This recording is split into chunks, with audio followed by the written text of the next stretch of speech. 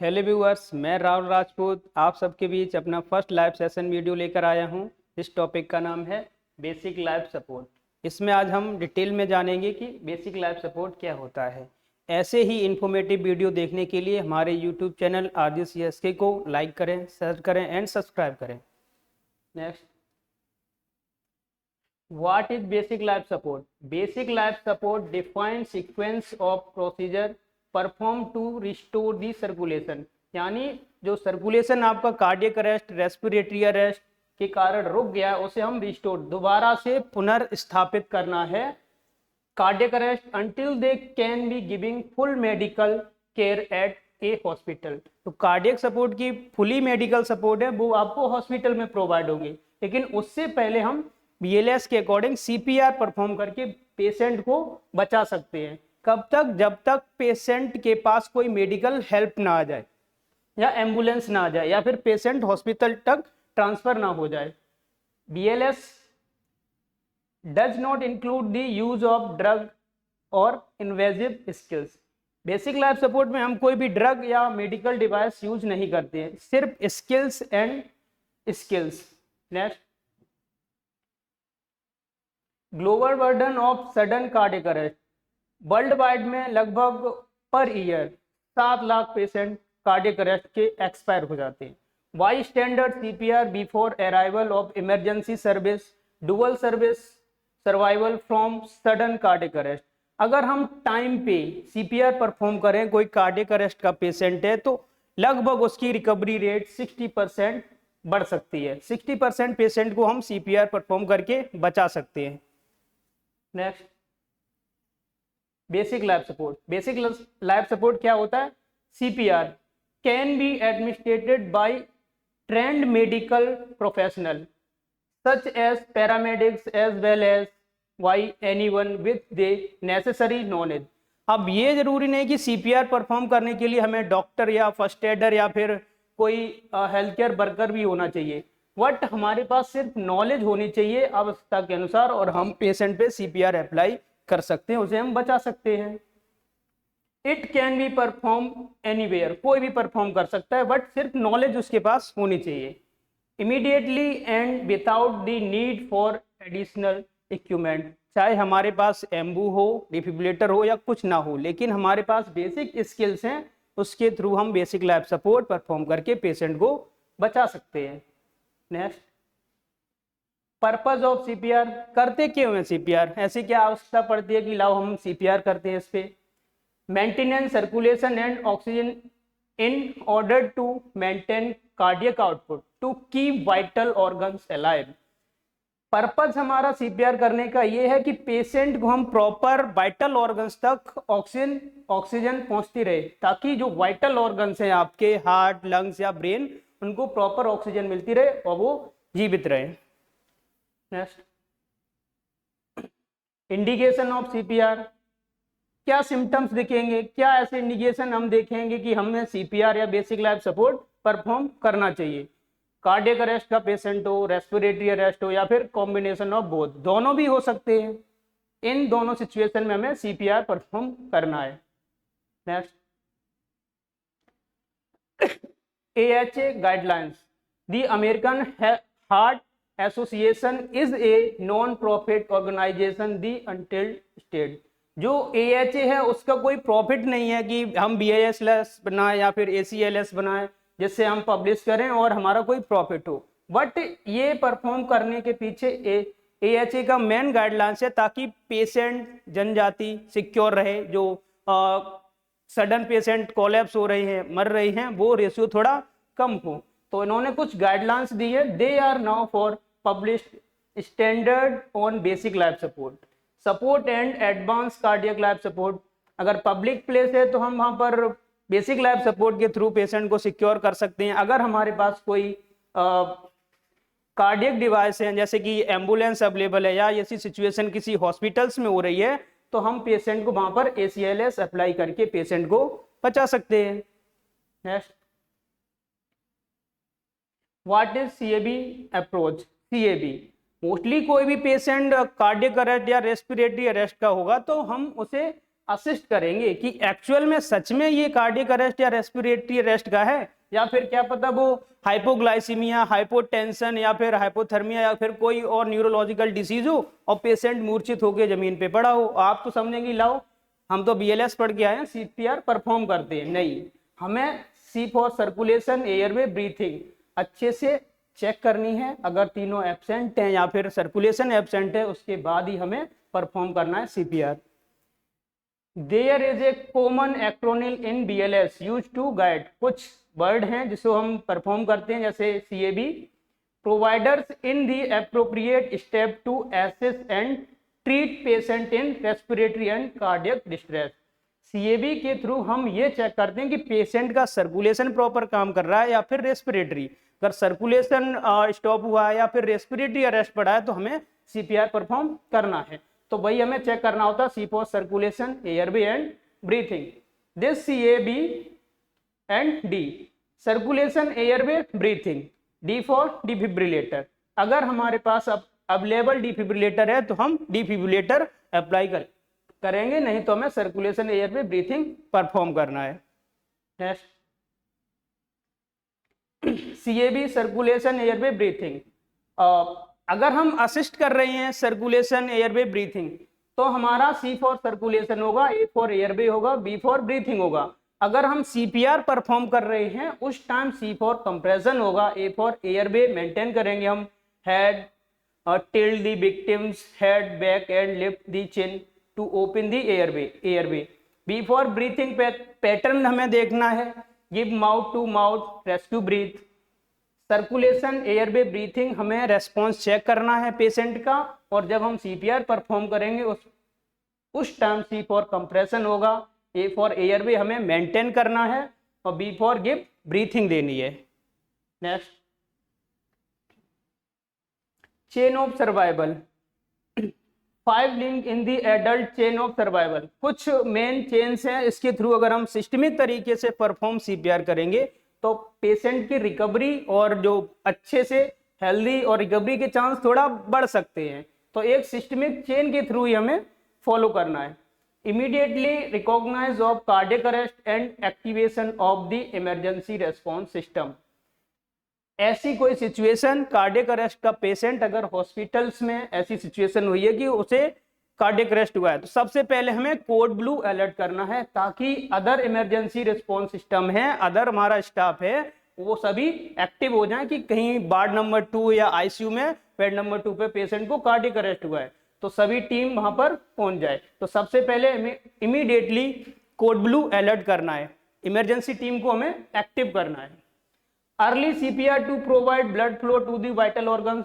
Then हमें पहले से पता है कि कार्डियक अरेस्ट का पेशेंट है, हमने टीम को एक्टिवेट किया है तो सीधा जाते ही हम परफॉर्म सीपीआर करेंगे, क्योंकि हमें पहले से पता है कि कार्डियक अरेस्ट हुआ होगा, तभी कोड ब्लू या इमरजेंसी टीम को बुलाया गया है।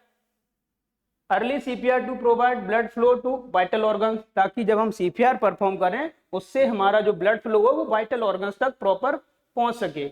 Rapid defibrillation to restart the heart. Then CPR के बाद डिफिब्रिलेटर शॉक डिलीवर करना है, ताकि अगर हमारी इरेगुलर हार्ट रेट हुई है, सीपीआर देने के बाद ये कंफर्म नहीं है कि हमारी नॉर्मल ही हार्ट रिदम आ जाएगी, टैकीकार्डिया, फिब्रिलेशन भी हो सकता है, एसिस्टोल में भी जा सकता है पेशेंट, लेकिन डिफिब्रिलेटर से नॉर्मल रिदम आने के चांसेस रहते हैं। तो सीपीआर परफॉर्म करने के बाद डिफिब्रिलेटर देन देना है। Effective advanced life support to stabilise the patient, जिससे हम पेशेंट के आगे जो एडवांस में सपोर्ट है वो स्टेबलाइज हो सके, पेशेंट रिकवरी की तरफ जा सके। Compressive post cardiac arrest care to restore and maintain the quality of life. जरूरी नहीं कि आपने सीपीआर दिया, डिफिब्रिलेटर दिया, पेशेंट को आपने अच्छे से रिकवरी पोजीशन में लेटा रखा है, उसके बाद ये नहीं कि अब हमारा काम खत्म हो गया, पेशेंट अपने आप रिकवर हो जाएगा और उठ के घर चला जाए, नहीं, उसके बाद भी हमें पेशेंट के पुनः व्यवस्थित होने का वेट करना है। अच्छे से जब तक रिकवर ना हो जाए तब तक हम उसे मेडिकल केयर में रखेंगे, उसे मॉनिटरिंग प्रॉपर करते रहेंगे। Next, action for perform adult CPR. Adult CPR, infant, newborn, childrens, adult different type के सीपीआर होते हैं, बट हम एडल्ट सीपीआर के बारे में बात करेंगे। First of all assess scene safety. कोई भी लाइफ थ्रेटनिंग कंडीशन हो, फर्स्ट ऑफ ऑल हमारा काम पहला रहेगा सीन सेफ्टी। मान लीजिए अगर कोई पेशेंट रोड पे ही या किसी पब्लिक प्लेस पे ही हार्ट अटैक या रेस्पिरेटरी अरेस्ट के कारण मूर्छित होकर गिर गया है, तो क्या हम वहीं पब्लिक प्लेस या रोड पे तो सीपीआर देने नहीं लगेंगे, या फिर रीजन नहीं जाने बगैर हम उसके पास भी नहीं जा सकते हैं। तो सबसे पहले हमें सीन सेफ्टी देखनी है, डिटरमाइन रेस्पॉन्सिवनेस, और हमें चेक करना है रेस्पॉन्स पेशेंट का, क्या सच में उसे कार्डियक अरेस्ट या रेस्पिरेटरी अरेस्ट हुआ है। चेक कैरोटिड पल्स, सबसे पहले हमें कैरोटिड पल्स चेक करनी है। परफॉर्म चेस्ट कंप्रेशन, अगर सर्कुलेशन नहीं है, कैरोटिड हमने फील की है, तो देन हम परफॉर्म करेंगे चेस्ट कंप्रेशन यानी कि CPR. Open airway, chest compression start करने के बाद हमें ओपन एयरवे को ओपन करके हमें एयरवे, अगर सिक्रेशन है तो सिक्रेशन रिमूव करने हैं। Check breathing and delivered breath, और ब्रीथिंग पैटर्न हमें देखना है, नॉर्मल है, एबनॉर्मल है, एगोनिज्म है, गैस्पिंग है, वो सभी में ब्रीथिंग पैटर्न देखना है। Next scene, find you an adult lying on ground. सबसे पहले हमें यह देखना है कि पेशेंट, जैसे सीन सेफ्टी था, पेशेंट अगर जमीन पे पड़ा है तो वो किस अवस्था में पड़ा है। सबसे पहले हमें पेशेंट को सुपाइन हार्ड फ्लैट सरफेस पे लेटाना है, supine hard flat surface. Next ऐसे सीन सेफ्टी, अब हमको नहीं पता है कि पेशेंट किस सिचुएशन में गिरा है, शुगर लेवल कम हो गया उस कारण से मूर्छित हुआ है, बीपी कम हो गया उस कारण से बेहोश हुआ है, बट हमें उसे एसेस करना है सीन सेफ्टी। या फिर कोई स्नेक बाइट कर गया है या फिर इलेक्ट्रिक शॉक लगा है, नहीं पता है, लेकिन हम कंफर्मेशन के लिए उसे हम एसेस करेंगे। कैसे? Assess to make sure the scene is safe for you to response the down patient. सबसे पहले पेशेंट को हम सुपाइन पोजीशन में हार्ड फ्लैट सरफेस पे लेटाएंगे, उसके बाद हम उसके रेस्पॉन्स चेक करेंगे। नेक्स्ट रेस्पॉन्स चेक कैसे करते हैं? Response, shake the shoulder and speak to the adult asking are you alright. हमें उसके शोल्डर को टैप करना है तेजी से और उसके कान के पास जाके बोलना है आर यू ऑलराइट। अगर आप उसका नाम जानते हो, उस व्यक्ति का, आपके कोई जान पहचान का है, तो हमें डायरेक्ट उसका नाम बुलाना है। अगर नाम नहीं पता है तो लाउडली शोल्डर को शेक करते हुए बोलना है आर यू ऑलराइट, क्या आप ठीक हो। Look at the chest and torso for और मूवमेंट। उसके बाद हमने फर्स्ट ऑफ ऑल उसे हमने आवाज दी शोल्डर को शेक करते हुए, आप आर यू ऑलराइट, वो कोई रेस्पॉन्स नहीं कर रहा है। उसके बाद हमें उसके चेस्ट को देखना है, क्या वो ब्रीथ कर रहा है कि नहीं कर रहा है। Movement and normal breath stimulations, अगर वो नॉर्मल ब्रीथ कर रहा है तो आप नॉर्मली ब्रीथिंग पैटर्न देख लेंगे। अगर कोई पेशेंट गैस्पिंग स्टेज में है या एबनॉर्मल ब्रीथ कर रहा है तो हम देख के पता कर पाएंगे ये नॉर्मल नहीं है। तो जैसे अभी आपने CAB पढ़ा था, तो हम ब्रीथिंग पैटर्न पे जाएंगे और पेशेंट को ब्रीथिंग डिलीवर करेंगे। Next check circulation, CAB, C for circulation. तो सर्कुलेशन हमें कैसे चेक करना है? Check the patient for a palpable carotid pulse for 5 to 10 second. Patient की carotid pulse 5 to 10 second, 5 to 10 second carotid pulse को feel करना है। Do not check for more than 10 second, हमें ज्यादा टाइम नहीं लगाना है, 10 सेकेंड से अधिक हमें टाइम नहीं लगाना, सिर्फ 5 to 10 second he carotid feel करनी है। अगर 10 सेकेंड से अधिक अगर टाइम लग रहा है तो इसका मतलब पेशेंट कार्डियक अरेस्ट का हो सकता है, हमें देन स्टार्ट CPR करना है, कोई ज्यादा इंटरप्शन नहीं करना है। नेक्स्ट शॉर्ट फॉर हेल्प, अगर आपने सर्कुलेशन देखा, आप CPR स्टार्ट करोगे, उससे पहले देन हमें तेजी से चिल्लाना है हेल्प के लिए कि हेल्प, यहाँ पे कोई कार्डियक अरेस्ट का पेशेंट है। क्योंकि अभी आपको नहीं पता है कि आप 1 साइकिल CPR दो, 5 साइकिल CPR दो और पेशेंट रिकवर हो या ना हो, या फिर आप उसे ट्रांसपोर्ट करके किसी सेफ साइड ले जाओ। तो अगर पेशेंट बहुत हैवी हुआ तो आपसे नहीं हो पाएगा, तो क्यों ना हम पहले से हेल्प के लिए बोल दें। ठीक, तो तेजी से हमें हेल्प लेनी है। Next if there is no pulse and no abnormal breath, अगर पल्स आपने कैरोटिड चेक की, पल्स नहीं आ रही है, ब्रीथिंग पैटर्न एब्सेंट है या है ही नहीं, तो हमें देन सीपीआर स्टार्ट करना है। कोई इंटरप्शन नहीं, सर्कुलेशन नहीं, ब्रीथिंग नहीं, फटाक से में सीपीआर पे आना है, कोई इंटरप्शन नहीं। नेक्स्ट, कार्डियोपल्मोनरी रिससिटेशन यानी कि सीपीआर। सीपीआर कैसे स्टार्ट करते? To start CPR, place patient in supine position on a firm and flat surface. CPR start करने से पहले हमें पेशेंट को सुपाइन, हार्ड, फ्लैट सरफेस पे लेटाना है। Knee down to the patient and located the position for chest compression on person's chest. Patient के chest के पास हमें नी डाउन करनी है और देन हमें कंप्रेशन स्टार्ट करनी है। Next, location of the chest compression. तो चेस्ट कंप्रेशन की क्या लोकेशन होती है? कैसे पता करें कि हमें कितना चेस्ट कंप्रेस करना है? हैंड प्लेस कहां पर करनी है? क्या सच में पेशेंट रिकवर होगा इस पोजीशन से? Located the lower 1/3 of the patient sternum between the nipples in the midline of the body. 1/3 sternum between the nipples, 1/3 sternum between the nipples, just hold करने हैंड्स को। Next, hand position for chest compression. आपने 1/3 sternum तो place कर लिया कि यहाँ पे हमें हैंड को प्लेस करके सीपीआर स्टार्ट करना है। बट हैंड्स की आपकी क्या पोजीशनिंग रहेगी? लॉक योर आर्म, आपको अपने हैंड को लॉक करना है। ये नहीं कि आप सिर्फ, अगर आप अपने हैंड्स को लॉक करोगे तो ज्यादा से ज्यादा एफर्ट आपका लगेगा।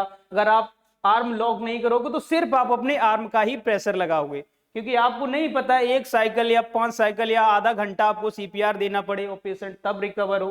तो क्यों ना हम पहले से प्रिपरेशन कर लें, हमें जो आइडियली तरीका पता है हम उसी को फॉलो करके सीपीआर अप्लाई करें।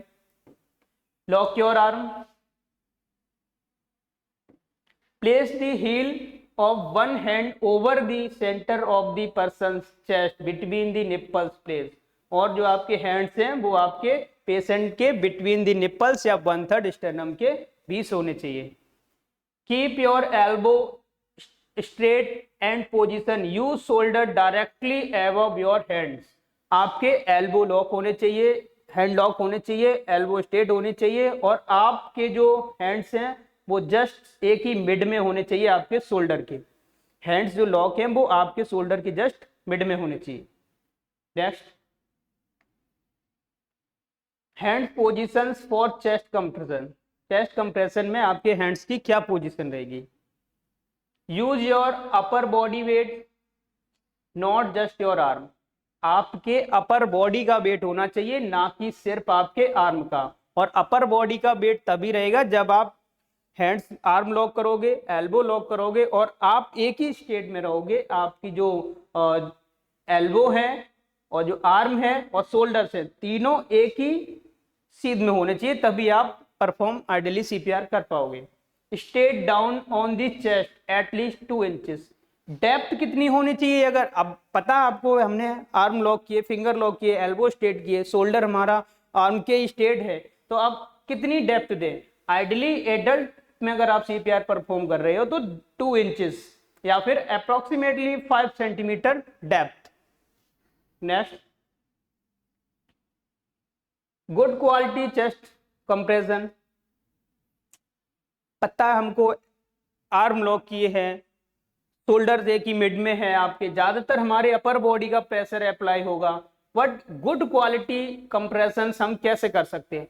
Press hard and fast, hard and fast chest compress करने हैं। Allow for full chest recoil with each compression. जब आप एक बार चेस्ट कंप्रेस करोगे उसके बाद दोबारा से आपकी चेस्ट फुली रिकॉइल होनी चाहिए। एक बार चेस्ट कंप्रेस किया आपने, दोबारा से चेस्ट फुली रिकॉइल हो, उसके बाद ही अगला चेस्ट कंप्रेस आपको करना है। Allow for only minimum interruption to chest compression. अब ये भी नहीं कि हमने एक बार चेस्ट कंप्रेस किया उसके बाद हम वेट कर रहे हैं कि लाओ रिकॉइल चेस्ट हो उसके बाद दूसरा सा कंप्रेस करें, नहीं, मिनिमम इंटरप्शन होना चाहिए नेक्स्ट कंप्रेशन के लिए। Next, chest compression, deliver 30 chest compression initially. 30 chest compression आपके 50 to 80 सेकेंड के बीच होने चाहिए। Push hard at a rate of पर मिनट कितना होना चाहिए कंप्रेशन? पर मिनट 100 to 120 पर मिनट आपका चेस्ट कंप्रेस्ड होना चाहिए पर मिनट। नेक्स्ट, एयरवे सर्कुलेशन हो गया आपका CPR airway. After completing the initial 30 chest compression assist and stabilising the airway. आपके 30 चेस्ट कंप्रेशन हो गए, अब आपकी बारी है two rescue breath. Administer two rescue breath each lasting for 1 second. आपको अब चेस्ट कंप्रेशन 30 हो गए, इसका मतलब ये नहीं कि हम लाओ वेट कर लें, बहुत थक गए, लाओ 30 चेस्ट कंप्रेशन किए हमने, अब 1-2 मिनट के बाद हम ब्रीथिंग देते हैं, नहीं। आपको 30 चेस्ट कंप्रेशन के बाद 1 सेकेंड, 1 सेकेंड के अंतर्गत ही आपको ब्रीथिंग पैटर्न डिलीवर करना है। Check for visible chest rise with each rescue breath. जब आप पेशेंट को ब्रीथिंग डिलीवर करने वाले हो उस टाइम पे आपको ये भी देखना है क्या सच में ब्रीथ पेशेंट के अंदर जा रही है कि नहीं। अगर उसके पास कोई डिवाइस है, भारी अर्जेंट अवेलेबल है, जैसे ट्रैकेस्टोमी या फिर इंटूबेट पेशेंट था, तब तो हम एम्बू या उससे हम ऑक्सीजन डिलीवर कर देंगे। अगर कोई पब्लिक प्लेस थी, वहां पर कोई मेडिकल डिवाइस नहीं थी, तो हम mouth to mouth air breath provide करेंगे। लेकिन ब्रीथ प्रोवाइड करने से पहले हमें एयरवे देखना पड़ता है detail. Next, airway open the airway. अब एयरवे को हम ओपन कैसे करेंगे? After compressing 30 chest compression open the victims airway. हमने 30 चेस्ट कंप्रेशन किए, उसके बाद हमें विक्टिम्स के एयरवे को ओपन करना है। Use one of the following manuals to open the airway. 2 method हैं आपके एयरवे को ओपन करने के, लेकिन दोनों डिफरेंट सिचुएशन में हम यूज करते हैं। जैसे फर्स्ट है आपका head tilt chin lift manuals, commonly use unless a spinal cord और injury is suspected. Head tilt chin lift manuals method हम सी स्पाइन, सर्वाइकल या स्पाइन के पेशेंट में यूज नहीं करते, क्योंकि आप हेड को टिल्ट करेंगे, चिन को लिफ्ट करेंगे तो कहीं ना कहीं इंजरी सर्वाइकल पे होने के चांसेस ज्यादा है। वैसे पेशेंट कार्डियक अरेस्ट या रेस्पिरेटरी अरेस्ट से ना मरता, लेकिन आप गलत मेथड से इधर उधर चिन को मूव कराओगे तो शायद पेशेंट एक्सपायर हो जाए। अगर पेशेंट नॉर्मली है, सिर्फ हार्ट अटैक का है, तो उसे हम ये मेथड अप्लाई कर सकते हैं। अगर पेशेंट आपका सी स्पाइन का था, उसे कार्डियक अरेस्ट हुआ है, तब हम उस पेशेंट में jaw thrust manual method apply करेंगे। सी स्पाइन का पेशेंट होगा, उसमें हमें हेड टिल्ट चिन लिफ्ट नहीं करना है, जॉ थ्रस्ट करना है। Next, rescue breath. Airway open हो गया आपका, head tilt chin lift method या jaw thrust according to situation. अब हमें ब्रीथिंग पैटर्न, ब्रीथिंग डिलीवर करनी है। A technique use a resuscitates a person who has stop breathing in which the rescuer force air into the victim's lungs at a intervals of several seconds. जैसे आपके 30 chest compression होंगे, आप jaw thrust या head tilt chin lift method से airway को open करेंगे, उसके बाद आपको पेशेंट को ब्रीथिंग डिलीवर करनी है। अब आप ब्रीथिंग डिलीवर करोगे, उससे पहले आपको नॉर्मली ब्रीथिंग डिलीवर करनी है। ये नहीं कि अरे पेशेंट तो हार्ट अटैक का था तो लाओ हम गहरी सी सांस लें उसके बाद हम ऑक्सीजन डिलीवर करें, नहीं। जितना नॉर्मली ब्रीथिंग पैटर्न है उतने ही आपको ऑक्सीजन लेनी है और नॉर्मली फ्लो से ही ब्रीथिंग पैटर्न डिलीवर करना है। Next, method of rescuer breath. ये कुछ डिफरेंट मेथड हैं। अगर आपके पास ये सुविधा अवेलेबल है, एम्बू है, अगर आपके पास ईटी ट्यूब है या कोई पेशेंट ट्रैकेस्टोमी का है, तो आप उससे ब्रीथिंग पैटर्न या ब्रीथ डिलीवर कर सकते हैं। तो फर्स्ट ऑफ ऑल, अगर बीएलएस में आप कोई पब्लिक प्लेस पे हादसा हुआ है, उस टाइम पे हमारे पास ना एम्बू होगा और ना ही कोई बाहरी एजेंट होगा, ना ही मेडिकल हेल्प, तो हमें माउथ टू माउथ ब्रीथ देनी पड़ेगी। Mouth to mouth breath test tube. अब माउथ टू माउथ ब्रीथ कैसे देते हैं, जैसे कि सीन में दिया गया है, mouth to mouth breathing, mouth to nose and mouth to breath. अगर कोई इन्फेंट है तो उस टाइम हमें नोज एंड माउथ दोनों को कवर करना है, सील पैक करना है, उसके बाद ब्रीथिंग पैटर्न देना है। अगर कोई एडल्ट पर्सन है, ventilation with an advance airway, अगर एडवांस एयरवे है तब तो हम कुछ एम्बू बैग या फिर इनके द्वारा ही ब्रीथिंग पैटर्न अप्लाई करेंगे। अगर कुछ नहीं है अवेलेबल हमारे पास तो हम mouth to mouth breath deliver करेंगे। Next, mouth to mouth breath. अब माउथ टू माउथ ब्रीथ कैसे डिलीवर करते हैं?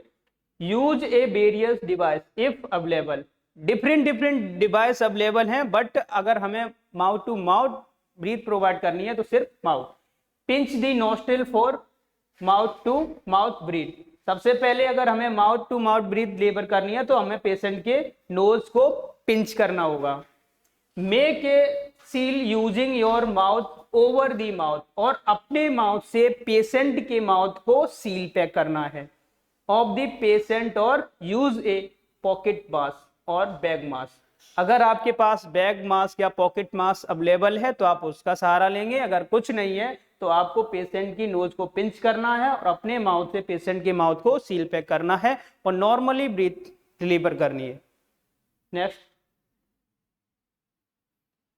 Bag and mask ventilation the one hand E&C technique. अगर ये सिचुएशन आपकी हॉस्पिटल्स में है और आपके पास कोई मास्क अवेलेबल है, उस टाइम पे आपको कैसे ब्रीथिंग डिलीवर करनी है? Place the mask on the patient face before attach the bag. आपको सबसे पहले जो मास्क है उसे पेशेंट के फेस पे लेके अटैच करना है। Using the non dominant hand, non dominant hand को यूज करना, ना कि डोमिनेंट। अभी पता चलेगा क्यों नहीं। Create a C shape with the thumb and index finger. आपको सी शेप बनानी है सिर्फ थंब और इंडेक्स फिंगर से। हैंड होना चाहिए non dominant. Fingers over the top of the mask, और जो थंब और इंडेक्स फिंगर हैं वो आपके मास्क के सबसे ऊपर होने चाहिए। Hook the remaining fingers around the mandible and tilt it upward toward the mask creating the E। Index finger thumb से आपको मास्क के अपर रीजन पे होने चाहिए जिससे हमें सिर्फ सी बनानी है। बाकी की 3 फिंगर आपके चिन्ह पे होनी चाहिए जिससे हमें ई बनानी है, ये वाली E and C। Next, bag mask ventilation the one hand E&C technique. अब मान लीजिए आप सिंगल प्रोवाइडर हैं तो वन हैंडेड से C and E। Cover the nose and the mouth with the mask without extending it over the chin. मैं सबसे पहले पेशेंट को नोज एंड माउथ को कवर करना है मगर किसी extending it over chin, chin को छोड़कर। Change the size of the mask as appropriate to create a good seal. अगर आपके पास छोटे साइज का मास्क है या फिर बहुत अधिक बड़े साइज का मास्क है तो आप चेंज कर सकती हैं, क्योंकि हमें ब्रीथिंग जो भी डिलीवर करोगे वो ज़्यादा से ज़्यादा पेशेंट के अंदर ऑक्सीजन या जो भी एयर है वो डिलीवर होनी चाहिए। अगर ज़्यादा बड़ा मास्क होगा तो शायद चांसेस हैं कि साइड से लीकेज होता रहे। छोटा मास्क की तो पता चले आपको नोज या माउथ कवर ही नहीं हुआ है। Next, bag and mask ventilation the one hand E&C technique. Single provider है तो आपने क्या किया, इंडेक्स फिंगर थंब से आपने C एंड जो लोअर फिंगर्स हैं उनसे आपने E मेथड अप्लाई किया, C एंड E। अगर 2 रेस्क्यूअर है तो बेस्ट ऑप्शन है आप इस मेथड से दोनों हैंड से C एंड E मेथड से आपको कवर करना है नोज एंड माउथ को। और जो सेकेंड पर्सन है, अगर आप 2 रेस्क्यूअर है तो दूसरा वाला रेस्क्यूअर आपको ब्रीथ डिलीवर कराएगा एम्बो से। Next, cardiopulmonary resuscitation CPR। Then 1 cycle of adult CPR consists of 30 chest compression followed by 2 rescue breath। अगर एडल्ट पर्सन है तो हमें 1 साइकिल में 30 चेस्ट कंप्रेशन करने हैं और चेस्ट कंप्रेशन 30 करने के बाद हमको 2 रेस्क्यू ब्रीथ परफॉर्म करनी है। 30 chest compression, 2 rescue breath. Perform 5 cycle of CPR which take approximately 2 minute. 2 minute के अंदर हमें 5 साइकिल CPR परफॉर्म करनी है। एक साइकिल CPR के लिए 30 चेस्ट कंप्रेशन होने चाहिए, 2 rescue breath, 30 chest compression to rescue breath. Perform 5 cycle of CPR which take approximately 2 minutes. एक साइकिल करने के लिए आपको 30 कंप्रेशन चाहिए, बट 2 मिनट के अंदर आपको 5 साइकिल CPR परफॉर्म करनी। Next, rescue breath. Each rescue breath should last approximately 1 second. Watch for chest rise. Chest compression करने के बाद 30 चेस्ट कंप्रेशन करने के बाद आपको 1 सेकेंड के अंतर्गत ही आपको ब्रीथ डिलीवर करनी है। Watch for chest rise. अभी आपने देखा कि हम नोज को पिंच करते हैं, एडल्ट पर्सन हो, और माउथ टू माउथ सील करके उसे नॉर्मली ब्रीथिंग डिलीवर करते हैं। बट जब हम नॉर्मली ब्रीथिंग डिलीवर करेंगे तो हमारी जो नजर होगी पेशेंट के चेस्ट की तरफ होनी चाहिए। अगर मान लीजिए हमने अभी चेस्ट कंप्रेशन दिए, उससे पहले हमने एयरवे देखा, वो एयरवे क्लियर था, बट चेस्ट कंप्रेस, फिर रिकॉइल, फिर चेस्ट कंप्रेस, देन अगर टंग फॉल होके फिर से आपकी एयरवे को ब्लॉक कर ले या एयरवे ऑब्स्ट्रक्शन हो जाए, तो अब आप नॉर्मली ब्रीथ करेंगे 30 चेस्ट कंप्रेशन के बाद, तो आप तो अपने तसल्ली के लिए ब्रीथ पैटर्न ब्रीथिंग देंगे, लेकिन वो टंग फॉल है तो वो एयरवे ओपन नहीं है तो ब्रीथ अंदर नहीं जाएगी। तो आपको क्या करना है, अगर आप ब्रीथिंग पैटर्न डिलीवर कर रहे हो, अगर सच में ब्रीथ जा रही है पेशेंट की लंग्स के अंदर, तो आप अपनी नजर चेस्ट की तरफ रखोगे। जैसे आप चेस्ट में mouth to mouth breath deliver करोगे तो उस पेशेंट की चेस्ट राइज होगी। ये मेथड करना है। Next, continue CPR।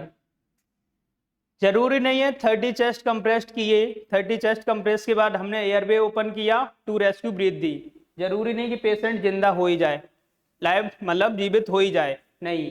अगर आपने 30 चेस्ट कंप्रेस किए, टू रेस्क्यू ब्रीथ की, पेशेंट फिर से नहीं आया तो फिर से हमें CPR स्टार्ट करना है। If two providers are present, switch role between compressor and rescue breath every 5 cycles। अगर हम 2 प्रोवाइडर हैं, 2 लोग, 2 रेस्क्यूअर हैं, तो कम से कम 5 साइकिल एक रेस्क्यूअर करेगा, उसके बाद हम चेंज हो जाएंगे। ये वाला जो आपका प्रोवाइडर है वो ब्रीथिंग पैटर्न की तरफ, ब्रीथिंग पैटर्न वाला CPR चेस्ट कंप्रेशन की तरफ आ जाए। Next, high quality CPR। जो हाई क्वालिटी CPR है AHA की गाइडलाइंस के according 30 chest compression for 2 rescue breath, 30 chest compression 2 rescue breath per minute, 100 to 120 compression per minute. Next, rate and depth of CPR, not too fast, not too hard. ना ही हमें बहुत जल्दी compression करने हैं और ना ही बहुत हार्ड करने हैं। कितना हमें को फास्ट करने हैं, पर मिनट 100 120 पर मिनट, 5 to 6 सेंटीमीटर डेप्थ। ना तो बहुत अधिक फास्ट करने हैं, ना ही बहुत अधिक हार्ड करने हैं, लेकिन नॉर्मली इतना करना है, 100 120 पर मिनट और 5 to 6 centimetre depth. Next, continue resuscitation until qualified help arrives and takes over. The victims start breathing normal.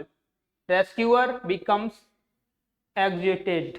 अगर हमने CPR परफॉर्म किया है और पेशेंट को ब्रीथ पैटर्न दिया है और पेशेंट अराइव यानी कि नॉर्मली ब्रीथिंग पैटर्न में आ गया है, CPR दिया, रेस्क्यू ब्रीथ दी, पेशेंट का सर्कुलेशन प्रॉपर आ गया है। आगे, automatic external defibrillator. CPR perform किया, एयरवे ओपन किया, ब्रीथिंग डिलीवर की है, अगर फिर भी पेशेंट में सर्कुलेशन या ब्रीथिंग नॉर्मल नहीं आ रहा है, अब अगर आपके पास अवेलेबल है AED, ऑटोमेटिक एक्सटर्नल डिफिब्रिलेटर, तो हमें इसका यूज करना है। AED, an AED और automatic external defibrillator. AED, automatic external defibrillator, is a device that has the ability to detect irregular heart rhythm। जो AED है, ऑटोमेटिक एक्सटर्नल डिफिब्रिलेटर, उसकी क्षमता होती है कि वो आपके स्वतः ही पहचान सकता है कि आपके हार्ट रिदम नॉर्मल है, रेगुलर है या फिर इनरेगुलर है, जैसे टेकीकार्डिया, फिब्रिलेशन या फिर एसिस्टोल के patients. And it automatic delivers a defibrillator shock to stop, और एईडी है तो ऑटोमेटिक डिटेक्ट करेगा आपके नॉर्मली हार्ट रिदम एबनॉर्मल है कि नॉर्मल है, टेकीकार्डिया है, फिब्रिलेशन है या फिर एस स्टॉल है, अपने स्वतः ही डिटेक्ट करेगा और अपने स्वतः ही वो शॉक को डिलीवर पेशेंट में कर देगा और स्वतः ही स्टॉप हो जाएगा। Irregular heart beat and allow the normal rhythm to is resume. AED are designated to be usually by any laypersons. Text. Attach speed to casualty chest. अब जो AED था अपने स्वतः ही वो डिटेक्ट करेगा क्या नॉर्मल हार्ट रिदम है, abnormal है, और अपने आप ही शॉक डिलीवर करेगा और अपने आप स्वतः ही स्टॉप हो जाएगा। बट पैड्स की पोजीशन क्या रहती है? पैड्स हम कहां पर लगाएं? Right below right collar bone, at least 1 inch form implanted medical device, जैसे कि आपकी ये राइट क्लेविकल बोन है उसके just 1 inches below. Lower half chest, और जो सेकंड पैड्स है लोअर हाफ चेस्ट जहां आपकी 6th and 7th रिब्स होती हैं जस्ट बिलो। राइट पैड आपका होगा right side below the 1 inches आपके क्लेविकल बोन, और जो लेफ्ट साइड पैड्स होगा वो 6th and 7th intercostal space left side. Next, how to use a defibrillator. अब डिफिब्रिलेटर एईडी यूज कैसे करते हैं? Switch on the defib and follow the voice instruction.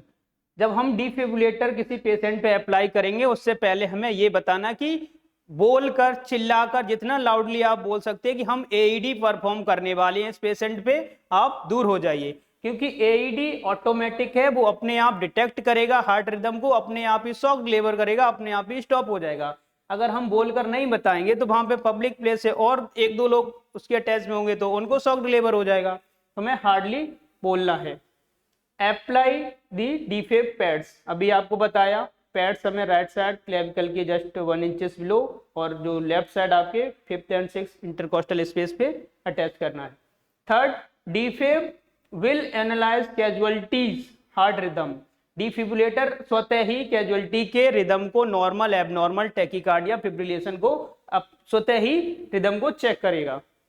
Fourth, defib will deliver shock if required और ask you to press the button.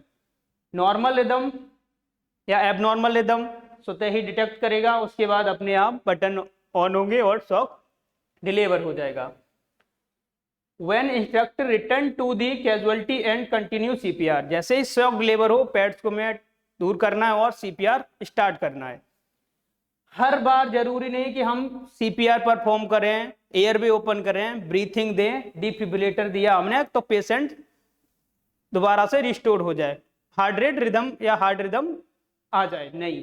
अगर हमने CPR दिया, airway breathing दी, defibrillator दिया और फिर से सर्कुलेशन या एयरवे नहीं है तो हम पेशेंट को फिर से CPR देंगे। Next, if the victims start to breathing normal pace in recovery position, मान लीजिए अब आपने डिफिब्रिलेटर दिया, CPR हुआ और पेशेंट का सर्कुलेशन और एयरवे नॉर्मली आ गया।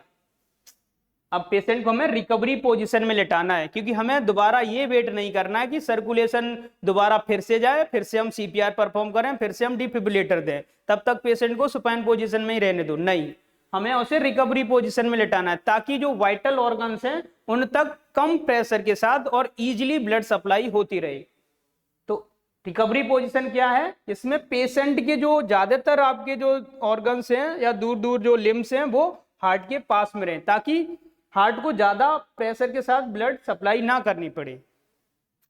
जैसे हैंड अंडर चिन, कीप माउथ ओपन, जो आपका कंफर्टेबल, जैसे आप लेफ्ट लेटरल या राइट लेटरल जो भी हो 1/3 आप लेटा सकते हैं। इसमें कोई संदेह नहीं कि आप राइट या लेफ्ट करवट से ही पेशेंट को रिकवरी पोजीशन प्रोवाइड कराएं। तो आपको क्या करना है, पेशेंट के एक हैंड को उसके चिन के नीचे रखना है और एयरवे ओपन होना चाहिए, माउथ ओपन होना चाहिए, सिक्रेशन आए तो पेशेंट को वो सिक्रेशन बाहर की तरफ रहे।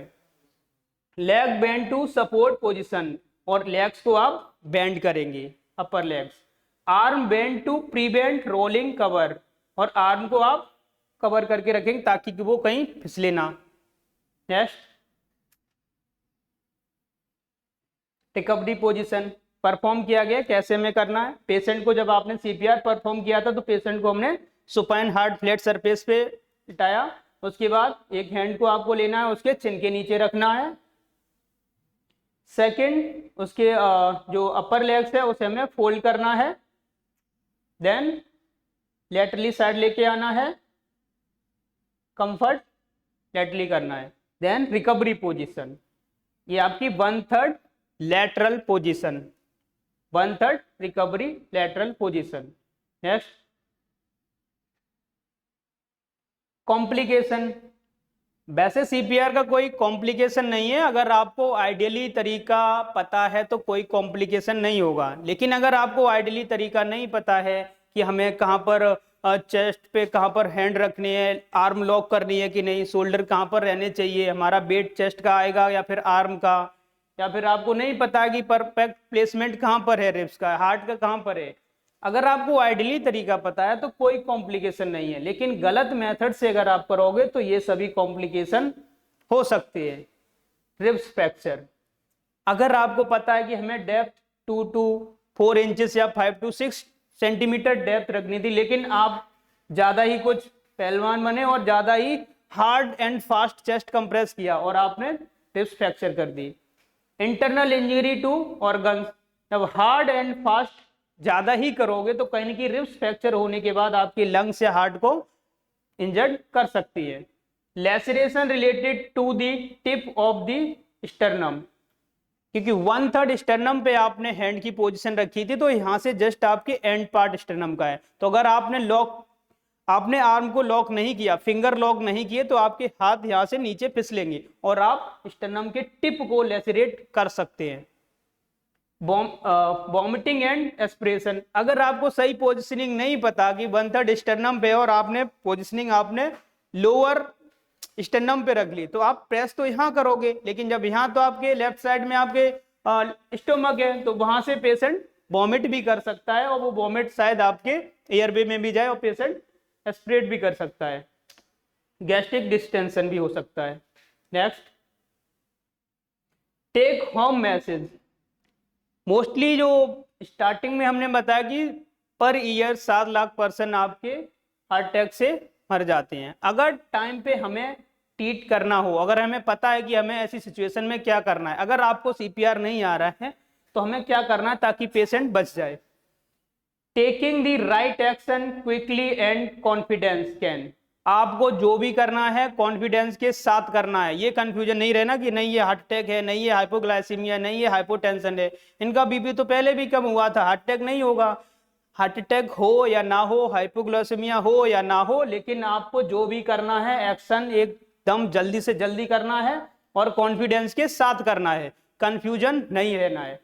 Make the difference between life and death, क्योंकि ये जिंदगी और मौत के बीच का सवाल है। आप यही कंफ्यूज करते रहोगे, नहीं ये बहाने बना रहे हैं, अभी मूर्छित हो गए, अभी होश में आ जाएंगे, पड़ा रहने दो, आप सीरियसली नहीं लिए, वो पड़े रहे, सच में बाद में पता चला हम तो मजाक समझे, वो तो निकल लिए।